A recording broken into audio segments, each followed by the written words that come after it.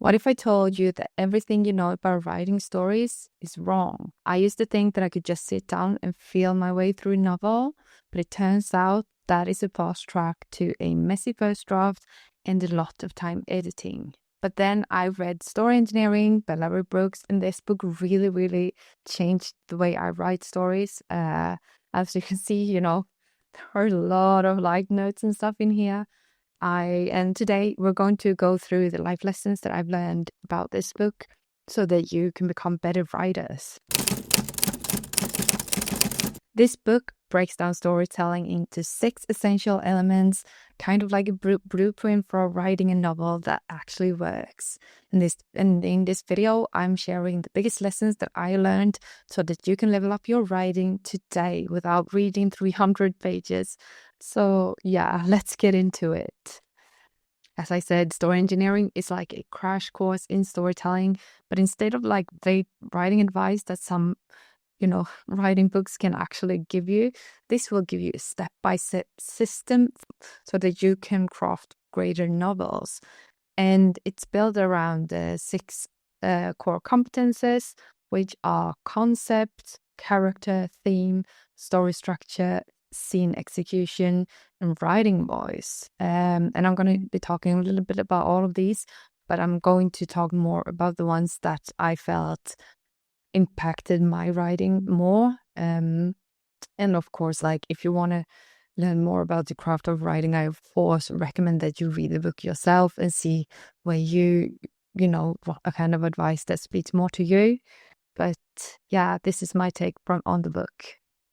If you've ever felt stuck in your writing, chances are you're missing one of these core competences. And we're going to start with the one that most writers miss. And that is that a lot of writers, they think they have a great story when they have a new idea. But the thing is, an idea is not what makes a story. The idea is like the seed, but you still need to plant it and make it grow for it to become, a beautiful big tree. So the idea is not enough to be able to build that idea into an entire story. You need a concept.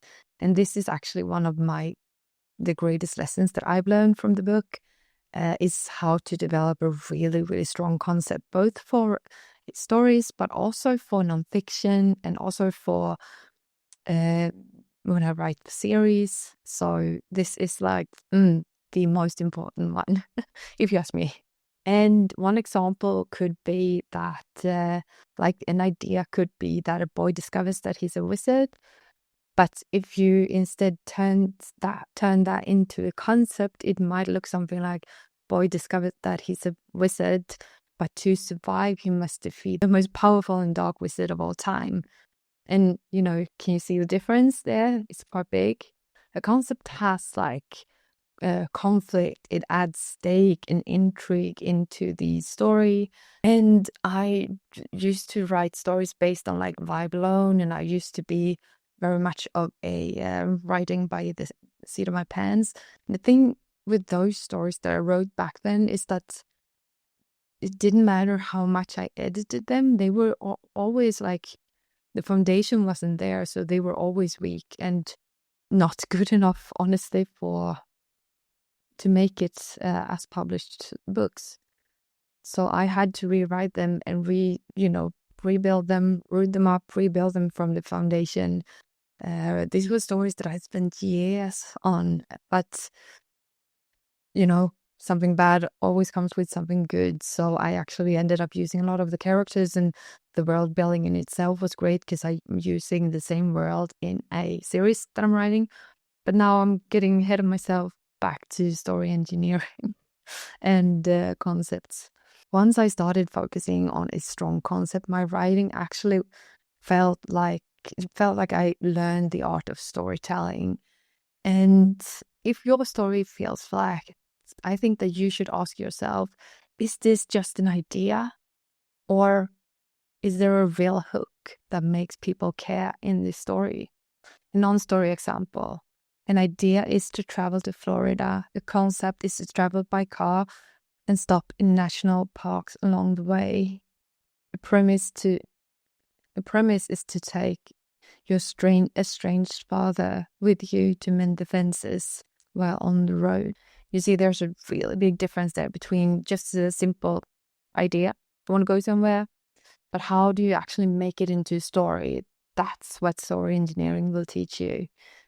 And a compelling story isn't just about what happens, it's about how the character change during that journey. And the book really emphasizes that a great character needs to have a goal, like what do they actually want? They also need a flaw that holds them back. And during the story, they need to go through some sort of transformation. Like, how do they change by the end? What difference does it make? And why does all the scenes throughout, how do they affect the character? Think about Katniss Everdeen. She starts out as someone who just wants to survive, basically. By the end of the story, she's willing to risk everything to take down the Capitol. And that says a lot about her character transformation throughout the story. So you need to ask yourself, how does your main character change throughout the story? And if they don't change, the story might be very flat, or you're not writing a character-driven story. So, yeah, that is up for you to decide. But in this video, I'm talking about character-driven stories because I love writing character-driven stories. And this is a game changer. So, instead of just having a beginning, middle, and an end, story engineering will break down the story structure into 4 different parts. There will be a setup that introduces the world and the character and what's at stake.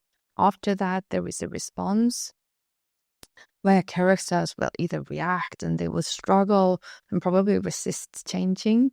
Then there will be some sort of attack or something that, makes them take charge, and they will face bigger challenges. And throughout this journey, they will grow. And by the resolution in the final, there will be some sort of final showdown where a real transformation happens and there's a payoff. This sort of structure actually prevents the dreaded sagging middle that a lot of writers experience, because in the middle, there's not that much happening sometimes. And if it isn't, then you need to think about how you can change up your story, maybe by using this technique. Think about Harry Potter and the Sorcerer's Stone. The setup is that Harry's learning that he's a wizard, and his response is, when he comes to Hogwarts, he's really struggling to fit in. But then there is an attack, and he starts actively investigating the Sorcerer's Stone. And the resolution is that he faces up with Lord Voldemort, and change emerges. And if your story feels like it's losing momentum, it probably needs some sort of clearer structure. So you need to look at your story structure from the beginning. And if you're struggling with the dreaded midden, think about this. Definition of the midpoint. New information that enters the story squarely in the middle of that changes the contextual experience and understanding of either the reader or the hero, or both.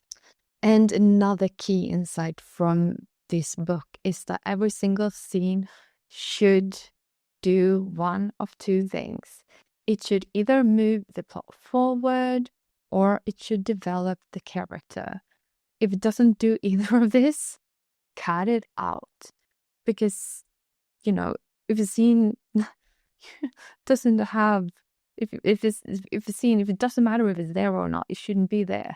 Because then you can just cut it out. You, as an author, as authors, we demand a lot of time from our readers, and that's why unnecessary things shouldn't be there. So, I used to write entire chapters and entire characters that were just talking and having fun and messing around. But the thing is, it didn't add things to the story. So in the end, I had to cut them all out. That required a lot of editing. So now I think through each and every single scene. I actually made a video previously about how I use the book Story Genius to write and the scene cards in there to write better scenes. So If you want to watch that video, please feel free. I'll link it in the description box. And yeah, that book really, really changed how I write scenes and how I edit to make my scenes even better. And what a scene should do is that it should create some sort of tension, conflict, or progress. If you feel stuck, try rewriting the scene with different characters or a different perspective. That will force you to think about what is truly important with the scene.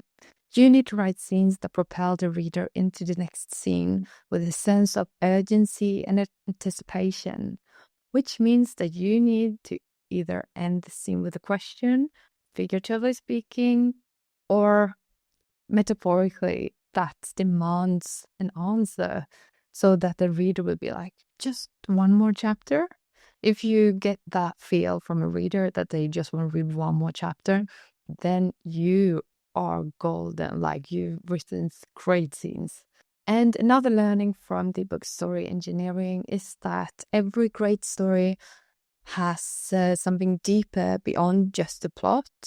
You know, Hunger Games, it isn't just about survival, it's also about rebellion, and it's about injustice. The Great Gatsby, it's not about the parties, that's about the illusion of the American dream. And what, you know, even if your story is ABC on the surface level, what is it underneath? That is a great thing to ask yourself, to see that it has the depth and so forth. And Larry Brooks calls this the theme. You don't have to hit readers over the head with the theme, but it should be there, and it should somehow shape your story. So you need to ask yourself, what is my story really about? What do I want readers to feel when they finish reading the book?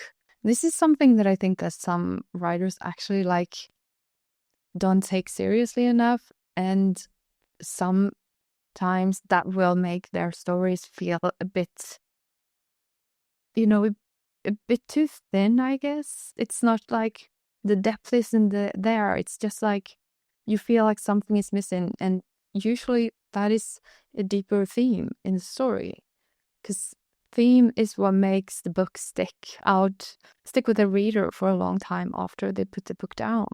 And how do I use all my learnings from story engineering when it comes to my own writing? I actually, so when I started a new project, I had it's like an online board where I put out post-it notes and I do all of my brainstorming. And on that board, I have one post-it note that's always there that is about theme. So I need to be able to ask myself the question, what if? Can this, will the story hold up? And if the story doesn't have a strong enough what if that propels and keeps on going forward, and even if you get the answer, you get a new question and a new question and a new question, then I know that the story isn't interesting enough, that it's just an idea and I need to build it into a story. So that is one of the first things that I do before I sit down and start writing. I also make sure that all of my main characters, that they have an inner conflict, that they have external obstacles, and that they are three-dimensional and complex, because I love character-driven stories.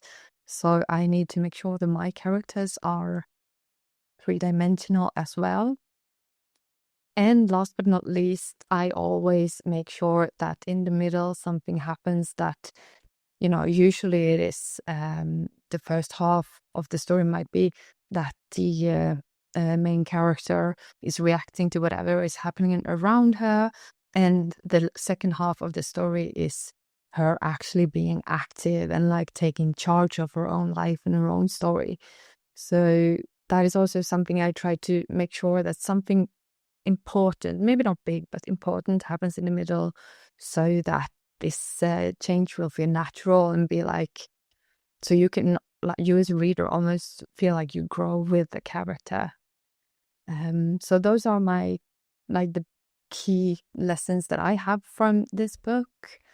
And before we finish, I'm going to recap it all for you. And let me know in the comments. Have you read the book? What were your key learnings? Or is there something that I've talked about so far that you're struggling with? And if not, I want to read more books on writing. I love reading books on writing. So if you have any advice on books that I should read, please leave me a comment and I will check it out and read it. Concepts, it beats idea.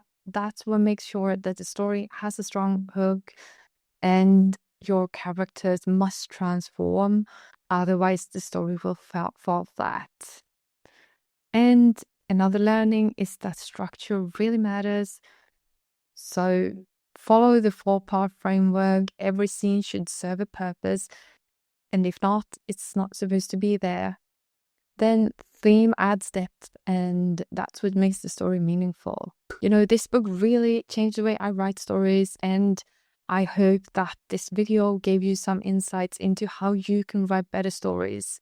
I'm going to keep reading books on writing and on productivity, and I'm going to keep on doing this book club with you guys. So if you want me to read anything specific, please let me know in the comments.